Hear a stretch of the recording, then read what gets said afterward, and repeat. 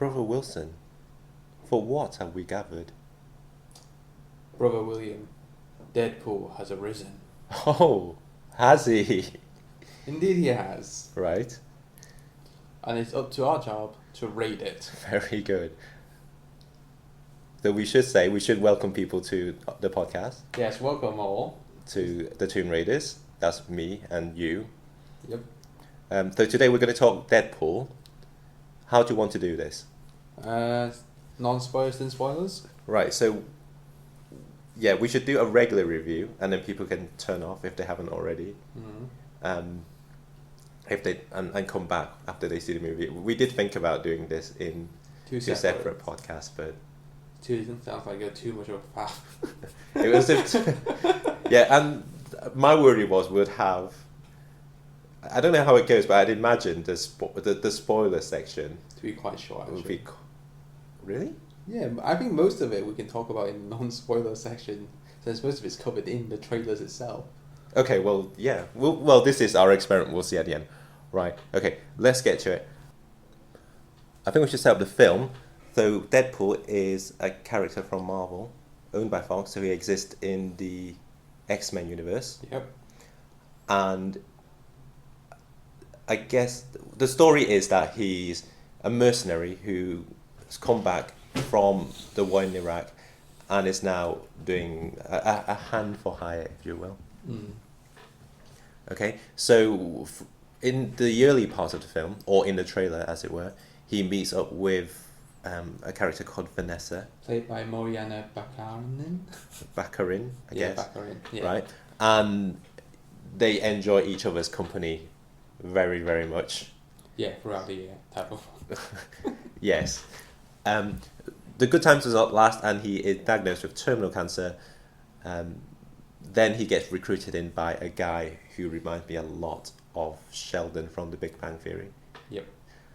He then goes into an institute where he's tortured. Yeah, tortured to force him to develop mutant powers. Yeah. To force his mutation to surface, I think is what they called it. The problem is he's horribly disfigured in the process. Luckily, he eventually manages to escape, and the rest of the film is him chasing after bad guys. In particularly the guy who disfigured him, hoping for a cure. Mm. Okay, so why don't you just tell me what you like or didn't like about the film, and I'll butt in. Well, I like the fact that they kept quite close to the original character of Deadpool. You know, his like his nickname, Merc with a Mouth. He's always saying, he's either swearing or he's telling metaphors that are quite funny. Yeah, one-liners. Yeah, one-liners. They kept the correct type of design of his suit, so you know. That was very accurate, actually. Yeah, extremely accurate. Yeah. And they kept his powers relatively simple, with just really good regeneration powers.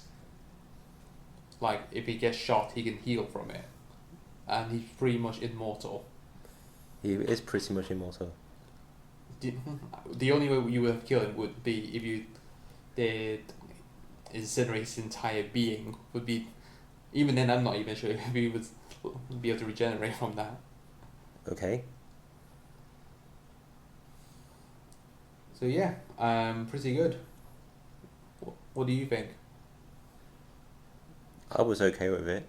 I don't like it as much as you do. There are a lot of stuff which I don't like.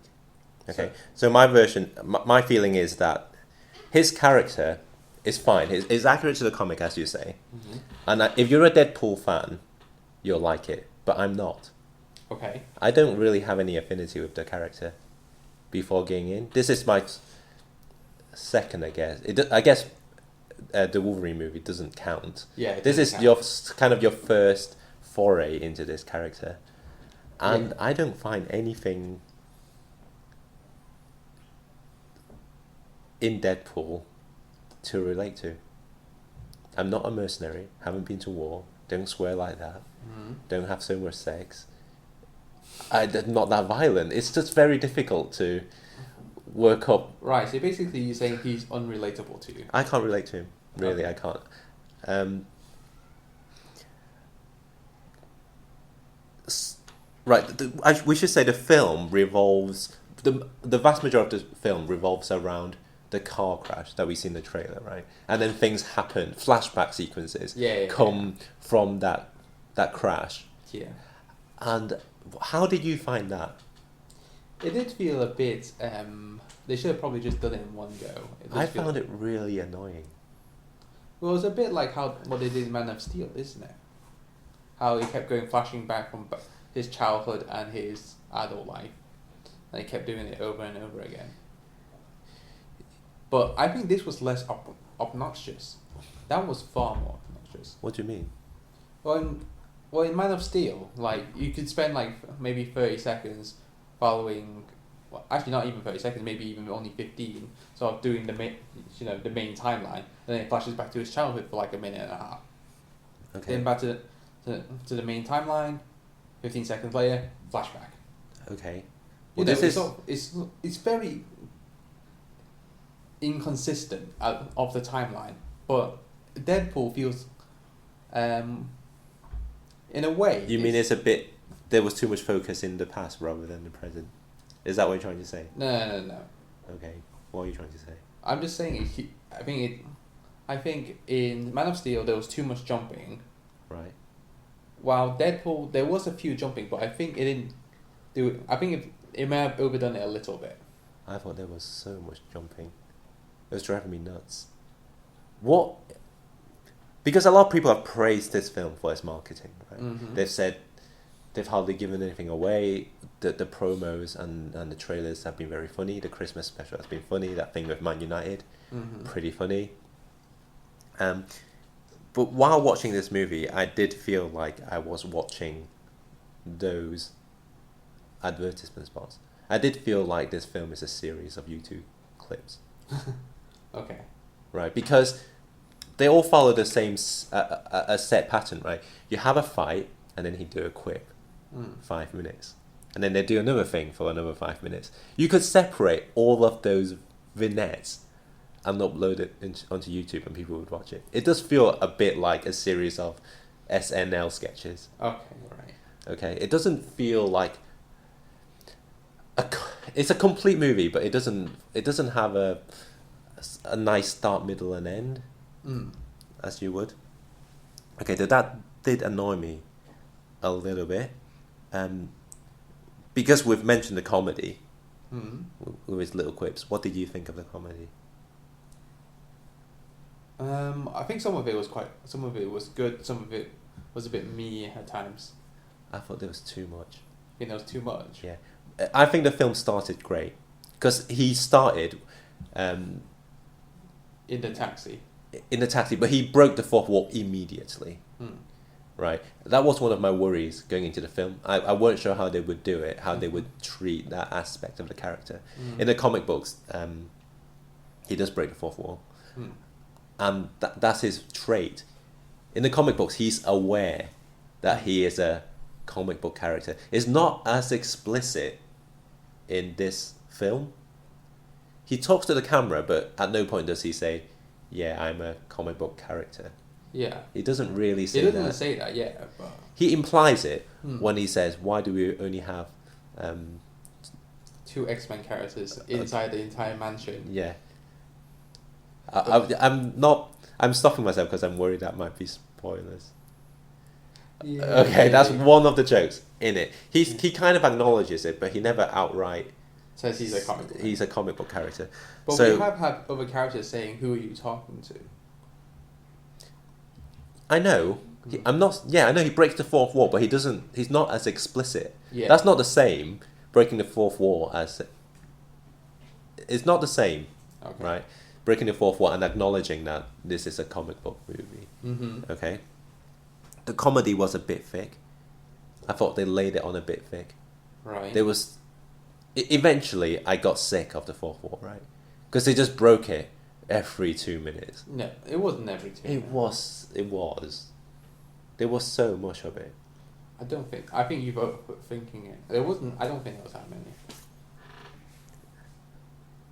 Really? Yeah, I think you're overthinking it. I think they broke it to the if you do it once or twice in a film, that's fine. Mm. But they did it a lot in the film, and that Maybe. was jarring for me. Okay, I don't want to go into it too much right now because we're still supposedly spoilers free. Yeah. Okay, so the comedy was hit and miss. I felt. Mm. Okay, the character apart from Deadpool. Mm. And Vanessa, because we've mentioned it. Mm-hmm. What did you think of the other character? What did you think of the main villain? Generic. Precisely, very very generic. Okay, I think slightly bland, which is surprising because generally, the villains are what makes the movie. If we think back to the Avengers, we've got Loki. Mm-hmm. If you think back to Avengers 2, we've got smarmy evil. You can't remember his name, can you? Ultron. Yeah. I can remember Ultron's name. I was trying to think of Tony Stark's name. We've got evil, smarmy Tony Stark. Alright. Captain America. Winter Soldier. Yeah, your Winter Soldier. Yeah, so the villain... Red Skull. Your villains kind of make the movie. And in this movie, he was a bit weak. I can see why that is, because Deadpool is supposedly the anti-hero. Yeah. Okay. I don't think they were very... I think they were dishonest. Because he says, I'm not really a hero. But then he does all the hero stuff. You say that, but then he goes around slashing people into bits. True, but that's... He's not the typical hero, as in, who just... He's not Superman, he's not... But he... Okay, he's more violent than Batman. Yeah. Right? Because he's just a Batman which kills people. If Batman killed people, that's what the crime scenes would look like. I guess, but I think that's the whole point. The whole point of superheroes is their job is to defeat them, not kill them. That's why the whole injustice thing happened. When Superman killed Joker, and the whole injustice thing happened. I see where you're coming from, but he doesn't... He's not hired to do it. He's doing it because it's right. Okay, he's doing it for revenge, but he's meant to be a mercenary, gun for hire, but he doesn't kill good people for money. In the whole film, he just kills bad people for money. I guess. He does that girl a favour because... was it a favour? I don't know. Who knows? Right at the beginning of the film, he threatens that guy, and that guy was a bad dude, wasn't he? I guess. He's a gun for hire who only attacks evil characters. So he has a moral. That's all.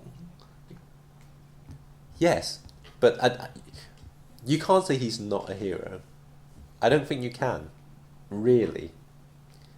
Sure, he gives bad advice to people, which we won't talk about. Yeah. But again, it's a bit... It all happens off screen. Okay? So, that's my take on the character. I don't think he's relatable at all. Slightly dishonest. Okay. I'm not saying don't watch this film. Ryan Reynolds is fine in it. But he's kind of fine in everything. He's not good in anything. He's just alright in everything. I did want to ask you, what about the other characters like Colossus? That voice does not match my head up for Colossus. Right, but he's appeared in other X-Men films. Yes, he has. Played by different people. Yeah, different person. People. There's like two other people that played this Colossus. I thought it was the same guy. It was two different people. Okay. Right, his voice does make sense though because he's meant to be Russian. I guess. So that's fine. What about Negasonic Teenage Warhead? Again, she's in the trailer. Yes. I think we haven't had. I don't think there was enough moments with her for me to form like a solid opinion of her. Okay, I thought she was fine actually. Mm. I thought she was great. In the brief periods in which we see her, she was fine. She looked like that moody character that we expect. I get it. I thought she was fine. Do you know how? Well, do you know why she's named that? No idea. She's named after an album. Okay. Right. The violence, because this is rated R. Mm. Oh, let's briefly talk about the violence. Mm. How did you find it? Pretty good. I mean, it's a bit Bruce Willis type of violence at times. But then there's sometimes it's just like one shot, 3 head splitting violence. What do you mean by that? What do you mean by Bruce Willis type of It's violence? just like, do you know how in Die Hard he just shoots, and then just they sort of have holes and then they just fall down? Right. That kind of violence, that sort of shoot, they go down, type of Hollywood style. And then other times we see legs being chopped off, like it's from Kill Bill. Okay. I don't think this is anywhere near as violent as Kill Bill. Okay. I think this film it's rated R, but I can see why it's R, but I don't think it was that bad actually. Nothing is dwelled upon. Yeah. Someone gets shot and then they die. Okay, humans are splattered across the road, but it's just one splatter and then it's gone. I guess. There's nothing like, for instance, the Robot Cop scene where that guy is doused in toxic waste and walks around with his face melting. Right. Nothing like that. I didn't think it was that bad actually. I didn't think similarly the nudity, not that bad. There's one shot, really. Well, there's one scene. There's one scene, and it wasn't it wasn't a rape scene. Yeah, it was just. It was consensual. Yeah. So I don't think it was that bad. There were some shots when they went to a bar, but again, it's there and then it's gone. So, I mean, it's definitely an R, but it's not torture porn. It's not Saw. Yeah. Right. Okay. So that's the rating. Okay. So let's wrap up the spoilers free section. I kind of want to go into spoilers. Though you like it. Yeah. Do you like it more than Guardian of the Galaxy? I'm asking this because I feel there is a similarity between the lead from Guardians of the Galaxy and Deadpool. Really? Yeah, slightly. In as much as they're not your typical superhero and they swear and all the rest of it. I do see a slight similarity. I think that's a tough question for me because I don't think I can compare them. Well, which one did you enjoy more? I think around about the same. Okay. Because I quite like Guardians of the Galaxy as well. Again, I was. You didn't. I wasn't indifferent. I mean, it was all right. That film, I felt it was. When I saw him, I thought, well, Star-Lord is just Iron Man in space. He's got the suit. He's got the helmet. He can fly around a bit. Yeah. Okay, so let's just wrap up. What do you think? Should people see it? Yes. What do you give it? Okay. Adults should see it. Don't send children there. Okay. I fine. think we should state that because really. Because it's an R, they know. Yeah. So yeah. What would you give it out of 10? 8. 8? Yeah. Wow. I wouldn't give it anything like an 8. Well, you give it a 5 or something. I guess a 6 or a 6. So a slightly above average movie. Yeah. I felt it was too thick. It was too predictable. So, at one point, you turn around at the movie, in the film, and you said to me, oh, he's just going to do that. And everyone knew. It's not even... I wasn't surprised by nothing in the film. Mm-hmm. Okay. Though you give an 8, I'm going to give it... Well, I would probably give it a 7, but I'm going to give it a 6. You're giving it a 6? Yeah, because then we can average it out and give it a 7. That's the most stupid idea. In that case, can I give it a 10? So then No, you can't. It's too late, mate. This is a 7 out of 10 movie. Which means it's a good movie. You should go see it. Okay. Okay, wait. Just to let you know, we're going to go on spoilers now. Spoilers from here on in. That's right, spoilers from here on in. So, if you don't want to be spoiled, you should probably pause it, go see the movie, and then come back. Yes.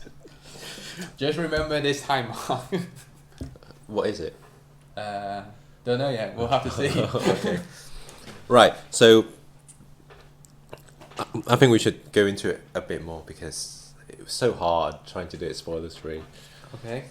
So what do you want to first talk about? I want to talk about the predictability. Okay. It was so predictable. Nothing surprised me.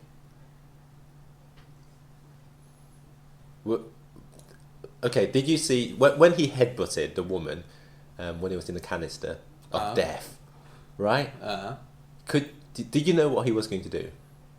No, I wasn't thinking. I knew instantly what that was. You instantly knew he was trying to grab the match, right? They highlighted it in previous scenes. They made it so obvious. Why was she? They flagged it up. Okay. With the matches. Yeah. Right. I wonder, but why was she chewing matches? We don't know, but that was a guess. Not a plot. It was a plot point. It was a plot point. So that was predictable, right? That scene which we talked about before, where he just shoots that guy. Right at the end. Right at the end. Francis. Right. Because for this podcast, I kind of had to do a little bit of reading just to refresh my memory, even though I only saw it yesterday. Yeah. Right. I couldn't remember the baddie's name. He was so bland. Really? That was a big thing in the movie, wasn't it? Of course it was. The whole big. movie was. How could you his not name remember? is called Francis. He even spelled his name with bodies. That's true, right? But I couldn't really even remember his name. It was so bland. I mean, I can't remember his fake name, but I remember her. Precisely! It's Ajax, by the way. Okay. AJAX. The internet API for web browsers. Okay. Right. Well, that was one of the things I couldn't understand was, what's wrong with the name Francis? Why is that even funny? Why is that funny? I think they just wasn't expecting him to look like a Francis. Francis sounds a bit girly. Oh, is that the thing? I think so, yeah. Right. Because for me, that didn't work at all. I'm like, he's called Francis, so what? It's fine. Right? I think they did Vanessa a terrible disservice. Because that character becomes copycat. She's a shapeshifter. Right. And she's better than Mystique because she can copy people at a cellular level. So even he gets their superhuman strength and stuff. Right. So, you know, I felt her character in this film was there so that Deadpool have someone to have sex with. That was it. Someone to have sex with and someone to rescue. She didn't do anything. Yeah, she did. You know, the sort of opening, she felt like she was definitely a badass. Precisely. But then so much promise. Even in the trailer, she says, "I'm many things, but damsels in distress. I am not." Exactly. So what happens at the end? She's a damsel in distress. Precisely. Which is why I felt that annoyed me, because I thought, oh, okay, so she's a bit different, maybe a bit like Jessica Jones. Okay. In that she's slightly, she's a tortured individual, shall we say? So I thought she might have had a better story, right? I didn't like the soundtrack. Is it because it was a bit too rappy for you, or? It was just, I mean, I'm not into that kind of thing. Well, yeah, I guess. I will say, but I think it's fitting for him. The music. It's fine, right? Yeah. I mean, it sounds like I'm shitting on this movie a lot, and I am. That's because I am. I don't like that music, but that's a personal preference. For me, I did say Deadpool is not someone I can relate to. Yeah. But I can't relate to any of the characters from Lord of the Rings either. I'm not a wizard or a hobbit, but I still enjoy being in that world. When I watch those movies, with the soundtrack and everything, and you think, oh yeah, I kind of enjoy being in Middle Earth. But in this kind of crummy version of what bland city they're in, what is it? Chicago? Is it Chicago? I'm like, well, who cares? It's just a normal place, right? The taxi thing, did it work for you? A bit forced at times, I thought. Yeah, it didn't make any sense. I don't have any money. And he's like, yo, yeah, high five, get out of my car. I'm like, what? Well, I think he's meant the guy who plays as the taxi driver, he's meant to be a bit of a, well, I would say a wuss, but then the whole thing in the truck happens. Yeah. Well, he's meant to be this person that sort of doesn't... He's like pushed around a lot. That's the kind of feeling I get from him. Okay. But then the second time he's been driven by, well, he drives Colossus and I always forget her name, Negasonic. Yeah, Negasonic Teenage Warhead. Can I just call her Negasonic? Fine, go on. It's too long. Negasonic, and they're all driving in the same taxi, and he still doesn't pay. Yeah, precisely. You wouldn't pick these guys up again if they didn't pay the first time, right? Yeah. But unless, I'm assuming maybe, he's seeing Deadpool as some kind of... hero. Yeah. Or mentor. Mentor type of thing. Says the whole scene with him sort of saying, I did not tell you to do this, good job. Yeah. Type of thing. No, that bit was fine, to be honest. I thought that was the comedy that for me did work. When he was in the taxi and he was saying, oh, you really shouldn't... Because they had the X-Men duo behind and he wanted to make sure... Yeah, you knew he was a bit... Yeah, they wanted to make sure they wouldn't hear him offering murderous advice. He was like, no, don't kill that man. Let him go immediately. Kill him. I think that did work. The problem with some of the comedy was when the film started, you did see the not the credits, but what you call it? Opening sequence where the baddie played by a generic British person, right? That was funny, but as the film went on, it got less and less funny. For me, it's not okay for you to just say, "Oh, why are there only 2 X-Men in the mansion?" It's almost as if the studio didn't have enough money to get the other X-Men, blah de blah, right? That's not okay. Really? If you've got a generic baddie, it's not okay just to point that out. We've got a generic baddie. Would stop, make him better, right? You felt that the baddie was bland, okay? Yes. And it's not okay to just say, yeah, the baddie's rubbish. Why do you keep on saying bloody? Bloody. It's not okay to say the evil character is bland. That's what he is. He's bland and he's a baddie. He's a blandy. He's a bloody. It's not okay. Just because you pointed it out doesn't mean it's alright.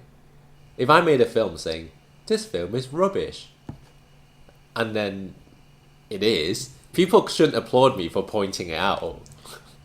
Maybe it's one of those... Well, no, that's not true. It could be one of those that is so bad it's good type of films. It's not that. So...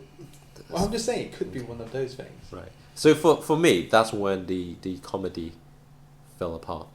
I will say the movie is one of the few superhero movies where the power levels are consistent. No one forgets their powers. Oh, yeah. Right? At no point is there a Thor character with his magical hammer. I can do this lightning strike that'll kill hundreds and hundreds of evil space aliens. Let's use it once. Well, you say that, but at the same time, Deadpool's fist and stuff couldn't defeat Colossus. Yeah. Yeah. That means he had no chance against the woman either, since the evil woman. But he never fought the evil woman. He kind of did. No, he didn't. Well, he got punched by her quite a lot. He got. No, that made sense because at the end of the day, it required Colossus to take her out. Mm. In that scene where where that character's breast popped out during the fight, and they're like, "Oh, put that back in before we continue fighting," because Colossus is meant to be a moral character. Yeah. Again, because I was getting into the fight. They're doing the fight, and then they do that, which pulls me out of the picture. Mm-hmm. And I'm watching a film. Okay. So very predictable. What else? Mm-hmm. What about the elderly blind woman?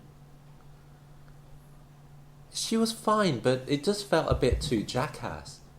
Why is she making an IKEA cupboard? What's that about? What is that about? It could happen anyway. It doesn't have to be Deadpool. What is that about? Oh, the scenes where Deadpool is masturbating to Crocs. Was it to Crocs? I thought he was masturbating to the unicorn. But didn't he say he used his Crocs to... I don't know. Again, what? Why is that... I don't know. What is that about?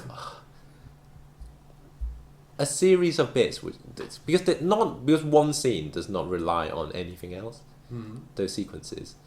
Which means... It goes back to what I said earlier. You could... Well, just upload this unicorn bit to YouTube. That's fine. Mm-hmm. 5 minutes. Upload this bit of the old lady assembling IKEA furniture. Mm. That's funny. It is, but it bears no relationship to any of the other scenes. Right. Okay. Okay, look, I'm glad this film exists. Right. Mm-hmm. It's not for me. I think you like it, which is fine. I'm glad it exists because it's good that they're ballsy enough to make an R-rated Deadpool. Yeah. And to not bow down to commercial interest in China or whatever. Yeah. So I'm happy that it exists. I'm happy that you're happy that they didn't bow down to anyone. It just felt like it was literally a Deadpool movie. Yeah, I'm happy. It felt true to the character. That's fine. I can see that the filmmakers are doing something. Mm. That's fine. They haven't watered it down for anyone. So I'm happy it exists. It's not my cup of tea. If other people like it, that's fine. Okay, but if a Deadpool 2 comes out, will you see it?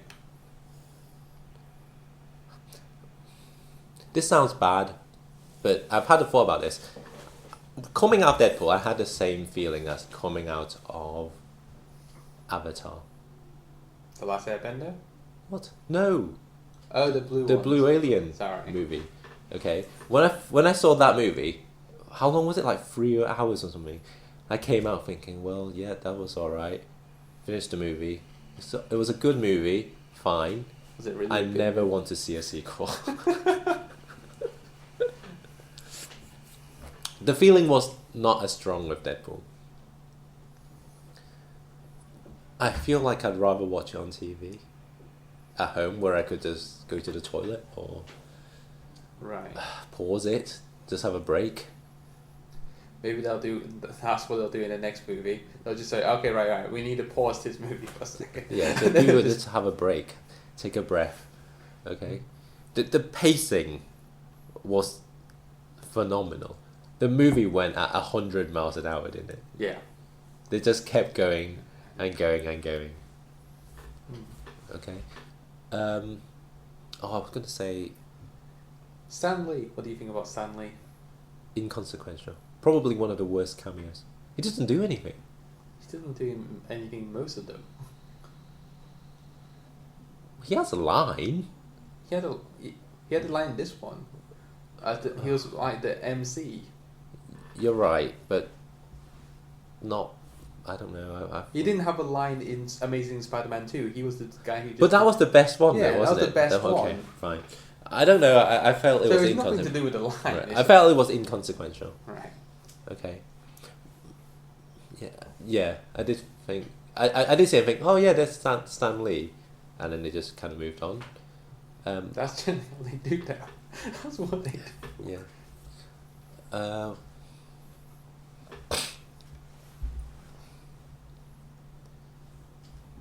Yeah. It's all right. It's fine. It's fine. You can watch a sequel, but I'd rather watch it at home. But when it comes out, I'll probably go and watch it. Yeah. But I'd rather. I'll probably watch it on the cinema. I think. If they do make a sequel, what can they do?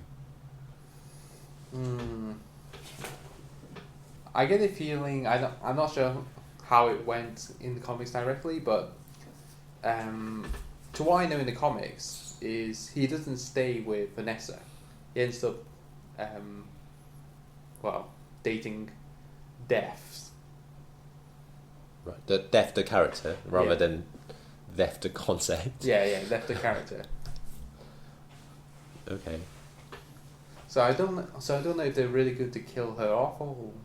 Speaking of Vanessa, do you know the final mask reveal where he takes his mask off? Yeah. What did you think of that? That's interesting. That's something you should. That's a rather interesting thing you brought up. Actually, when they sort of turned up, I thought his face got split apart. I didn't realise it was a mask from behind. Right. I thought his face just got blown up. Okay. You didn't realise he had a mask stapled to his face? Yeah, I thought. Because it looks as though his face just split apart, as though something bad happened to it. Okay. But I thought it was funny. It was funny, but again, it felt detached. I'm like, that's it? Really? He takes off the mask. Vanessa takes a look at him. Not even horrified. She's just surprised. And then she makes a quip about, oh, it's fine. I'll get used to it, and then we can go back to enjoying each other's company, as it were. For me, I thought, really? You'd think there'd be a bit more. Because the whole film was... Not the whole film, but a lot of the film was about him not being able to show himself to her because he's worried of what she'll think if she finds out what he looks like. And they spent a lot of time doing that. And then the whole the reveal, the whole thing takes... 5 seconds, and then he makes another quip, and everything's fine, and the movie ends. Oh, before we finish, we should say the final scene, the credits. The end credits sequence.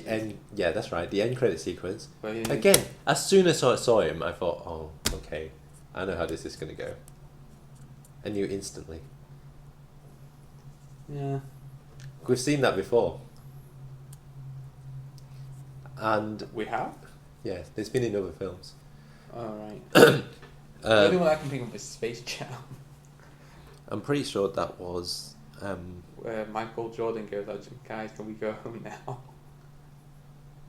I'm pretty sure there was a similar sequence in the Man on the Moon, the Jim Carrey film. Man on the Moon? Yeah. So again, I thought, oh, they're doing that. Then I thought, oh, maybe someone's going to come through the door. Maybe they've said, oh, you think Samuel L. Jackson's going to appear? And I thought, oh, they're really going to get him. They didn't do it. They didn't do it. But the thing where he appears, I knew he'd say, go home. What are you doing? The film's ended. Go away. There's nothing left. I knew he'd do that. Yeah. Okay, so before we wrap up, we should say, leave a comment. Like and subscribe. And if people wanted to contact us, they should. Do what we just said just now. But they could email us at thetoonraiders@gmail.com. Precisely. Okay, I think we're done. Yep, we're done. This is Toon Raiders signing off.